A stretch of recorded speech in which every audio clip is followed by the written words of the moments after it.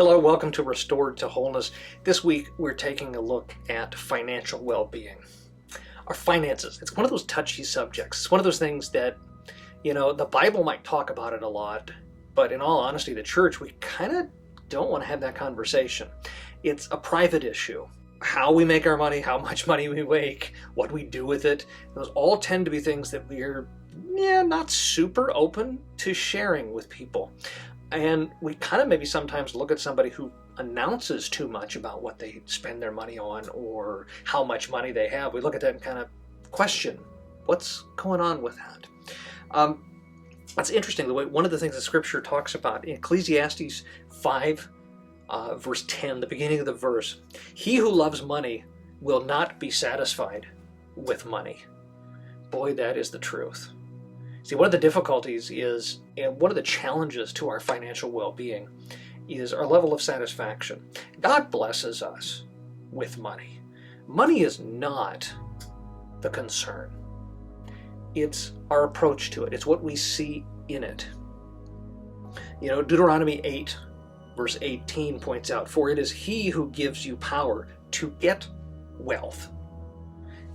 God provides us with the ability to gain wealth, to earn money. So it's a blessing. And yet, as happens sometimes with our blessings, if we indulge them improperly, they end up becoming curses for us. Not because they are themselves curses, but because the way in which we treat them makes them a curse to us. One of the ways I visualize this is I think about, if you ever tried to, you work with Play-Doh or some sort of clay, and if you want to hang on to it, if you squeeze on it too hard, what happens? Well, it all squeezes out through your fingers and your hands become an utter mess. Well, think about our finances that way. If you hang on so tightly because you're so desperate to keep it, one, you're not even able to enjoy it yourself. It's like Scrooge hanging on to the money. It's mine. And you're so focused on hanging on to it that there's no joy in using it. Like all of God's blessings, He intends for us to be able to enjoy the using of that blessing.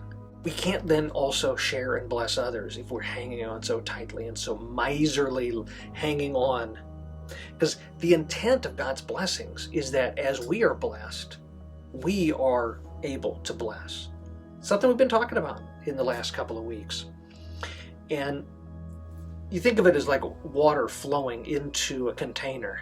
And you ever seen those ones where there's a series of containers and you it pours into one, and as it overflows the one, it starts flowing into others that fill up, that flow into others, that fill up, that flow into others. If we look at it from the beginning and say, look, I'm losing out on money. If I'm losing out as that water trickles down in a way and it goes from us to someone else, if we view that as a loss, the only way to hang on to what we have is to end up to turn off the water that's coming in. God's blessings come and flow through, but aren't intended to stay with us.